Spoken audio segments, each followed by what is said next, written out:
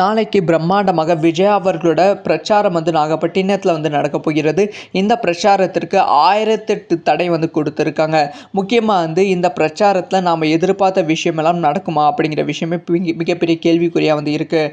அதாவது திருச்சி பிரச்சாரம் நம்ம எல்லாருமே பார்த்துருப்போம். ரொம்ப பிரம்மாண்டமாக இருந்துச்சு. முக்கியமாக விஜய் அவர்கள் ஏர்போர்ட்டில் இருந்து மரக்கடைக்கு வர வெறும் 3 கிலோமீட்டர் தான். அந்த 3 கிலோமீட்டர் கடக்கவே கிட்டத்தட்ட 5 மணி நேரத்திற்கும் மேலாகிவிட்டது. அந்த அளவுக்கு விஜய் மீது அன்பு காட்டி வரவேற்புகள் பயங்கரமாக இருந்தது. இந்த சமயத்தில் இந்த ஒரு விஷயம் நடக்கக்கூடாது அப்படின்னு சொல்லி காவல் அதிகாரிகள் உத்தரவு கொடுத்துருக்காங்க. அதாவது விஜய் அவர்கள் ரோட் ஷோ நடத்துவதால் மிகப்பெரிய பொது நஷ்டம் ஏற்படுகிறது. அதனால் விஜய் அவர்கள் ரோட் ஷோ நடத்தக்கூடாது அப்படிங்கிற ஒரு தடை போட்டிருக்காங்க.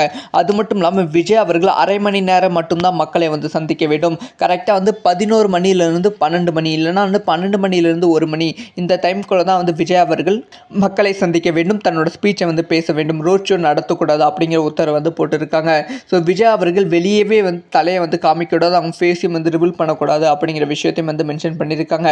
இது எல்லாத்தையுமே நாளைக்கு விஜய் அவர்கள் ஃபாலோ பண்ணுவாங்களா அப்படிங்கிற விஷயத்தை வெயிட் பண்ணி தான் பார்க்கணும். அப்படி விஜய் அவர்கள் இந்த ஒரு விஷயத்தை ஃபாலோ பண்ணலன்னா பாதியிலே பிரச்சாரத்தை நிறுத்துவதற்கான வாய்ப்புகளும்